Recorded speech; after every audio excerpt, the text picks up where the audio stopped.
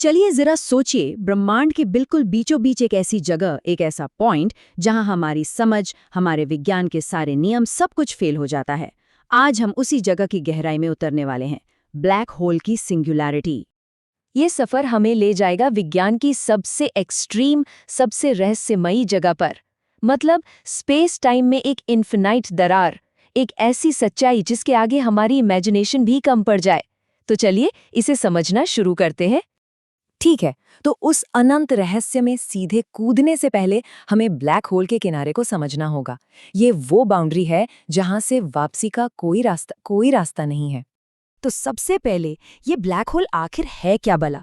ये space time का समझ लीजिए एक ऐसा एरिया है जहां ग्रेविटी इतनी ज्यादा है कि कुछ भी, लाइट तक, उससे बच नहीं सकती। मतलब ब्रह्मांड का अल्टीमेट ट्रैप। और इस ट्रैप की जो बाउंड्री है ना, उसे कहते हैं इवेंट होराइजन। ये है पॉइंट ऑफ नो रिटर्न। मतलब एक बार कोई चीज इस लाइन को क्रॉस कर गई, बस उसकी किस्मत सील हो गई। उसका अंत तो ब्लैक होल के सेंटर में ही होना है। ओके, तो अब जरा कल्पना कीजिए, हम उस पॉइंट को पार कर चुके हैं। अब हम सेंटर की तरफ बढ़ रहे हैं, एक ऐसी जगह जहां ग्रेविटी के अजीबोगरीब खेल ने स्पेस और टाइम दोनों को मरोड़ कर रख दिया है। तो जैसे जैसे कोई भी चीज सेंटर की तरफ गिरती है, ग्रेविटी का खिंचाव वो लगभग इन्फिनिट होने लगता है। और टाइम, बाहर की दुनिया के मुकाबले टाइम यहाँ इतना धीमा हो जाता है कि पूछो मत। फिर आता है वो डरावना हिस्सा, स्पैगेटिफिकेशन। मतलब जबरदस्त टाइटल फोर्स किसी भी ऑब्जेक्ट को खींचकर बिल्कुल पतले धागों जैसा बना देती हैं। सोचिए किसी के पैर सेंटर के ज्यादा करीब हैं और सिर थोड़ा दूर, तो पैरों पर इतना ज्यादा खिंचाव होगा कि वो इंसान या चीज एक नूडल की तरह खिंच जाएगी। और हाँ, यहाँ से हर रास्ता, हर पॉसिबिलिटी सिर्फ एक ही तरफ जाती है, सीधा सेंटर की ओर।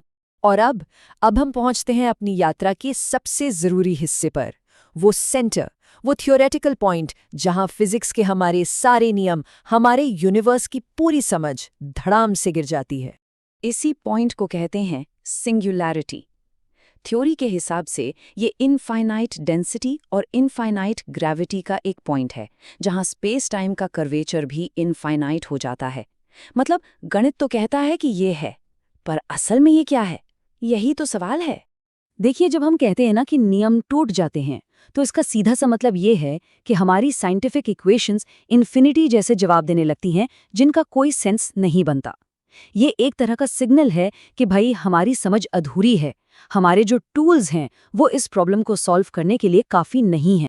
और यहीं पे मॉडर्न फिजिक्स के दो सबसे बड़े पिलर्स, दो सबसे बड़ी थ्योरीज आपस में टकरा जाती हैं। एक तरफ है आइंस्टाइन की जनरल रिलेटिविटी, जो बड़ी बड़ी चीजों जैसे प्लैनेट्स और गैलेक्सीज को एकदम परफेक्टली समझाती है, और यही थ्योरी सिंगुलैरिटी के होने की बात करती है। और दूसरी तरफ है क्वांटम मैकेनिक्स, जो एटम्स और पार्टिकल्स की छोटी सी दुनिया को फ्लॉलेसली डिस्क्राइब करती है।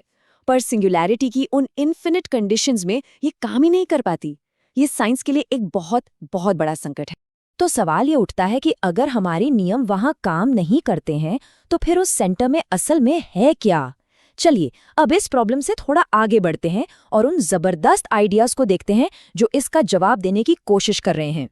हो सकता है कि सिंगुलैरिटी किसी चीज का अंत ना हो, बल्कि एक ऐसी जगह हो जहां से एक बिल्कुल नए तरह की फिजिक्स शुरू होती हो।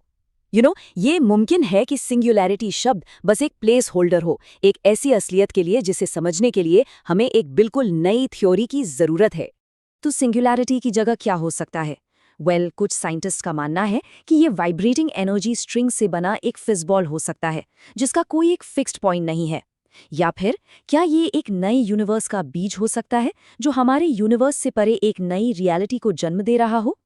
कुछ थ्योरीज कहती हैं कि ये क्वांटम फोम का एक भयंकर तूफान है, या फिर एक super duper dense Planck star भी हो सकता है।